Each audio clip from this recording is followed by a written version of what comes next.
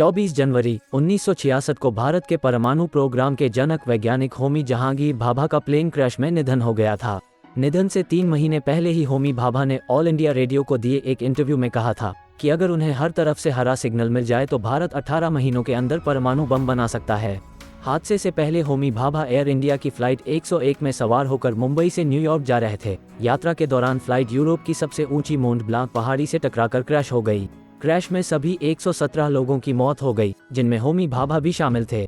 घटना के बाद प्लेन क्रैश की वजह विमान के पायलटों और जिनेवा एयरपोर्ट के बीच मिसकम्युनिकेशन बताई गई।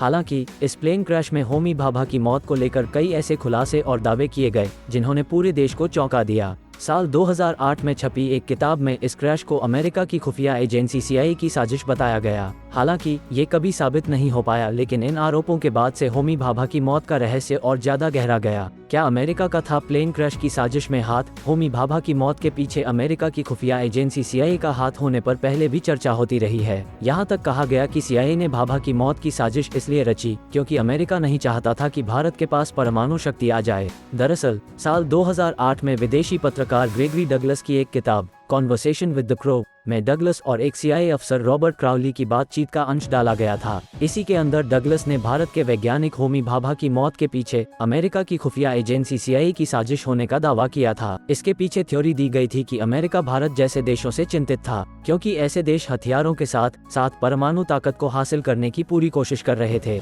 साल 1945 तक सिर्फ अमेरिका के पास ही परमाणु ताकत थी। हालांकि अमेरिका की बादशाहत ज्यादा समय तक नहीं टिक पाई और साल 1964 आने तक सोवियत यूनियन और चीन ने भी परमाणु परीक्षण कर लिया था। किताब के अनुसार जब साल 1965 में भारत पाकिस्तान से युद्ध जीत गया था तो अमेरिका बेचैन हो गया था। युद्ध जीतने के बाद भारत परमाणु शक्ति की ओर तेजी से बढ़ने लगा था, जिसे देखकर अमेरिका की चिंता और ज्यादा बढ़ गई थी। किताब में CIA अफसर रह चुके रॉबर्ट क्राउली ने भाभा के प्लेन क्रैश के पीछे साजिश की बात मानी थी। 2017 में एक पर्वतारोही ने किया था नया खुलासा। होमी भाभा की मौत से करीब 16 साल पहले साल 1950 में भी एयर इंडिया का एक विमान मोंट ब्लांक पर क्रैश हो गया था। उस हादसे में 48 लोगों की मौत हो गई थी। साल 2017 में डैनियल रोश नाम के एक पर्वतारोही ने दावा किया था कि उसे क्रैश साइट के पास विमान के कुछ अवशेष मिले हैं। हालांकि ये साफ नहीं था कि जो टुकड़े मिले वे साल 1950 के क्रैश वाले विमान के थे या साल 1966 वाले प्लेन क्रैश के, जिसमें होमी भाभा भी सवार थे। वहीं रोश को एक अन्य विमान का इंजन भी मिला था।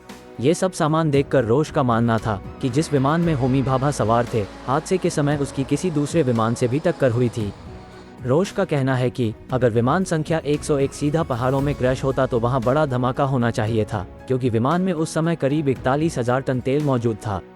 रोश ने आगे कहा था कि उनका मानना है यह विमान एक इटालियन एयरक्राफ्ट से टकराया होगा, लेकिन ऐसी ऊंचाई पर ऑक्सीजन इतना कम रहा होगा कि टक्कर के बाद विस्फोट होने का मौका ही नहीं रहा होगा। होमी भाभा को लेकर रोश ने कहा था कि उन्हें नहीं पता कि यह हादसा था या साजिश और भाभा भारत को पहला परमाणु बम बनाकर देने वाले थे। मुझे लगता है कि सबूतों के आधार पर दुनिया को सच बताना मेरी ड्यूटी है। अगर भारत सरकार चाहती है तो मैं उन्हें ये दस्तावेज और क्रैश के दौरान यात्रियों का गिरा हुआ सामान देने के लिए तैयार हूँ। परमाणु शक्ति से भारत को आगे बढ़ाना चाहते थे। मशहूर होमी भाभा एक जाने माने न्यूक्लियर फिजिसिस्ट थे। उन्होंने कैम्ब्रिज से पढ़ाई की थी, जहां उन्हें अपने काम को लेकर अंतर्राष्ट्रीय स्तर पर भी पहचान मिली।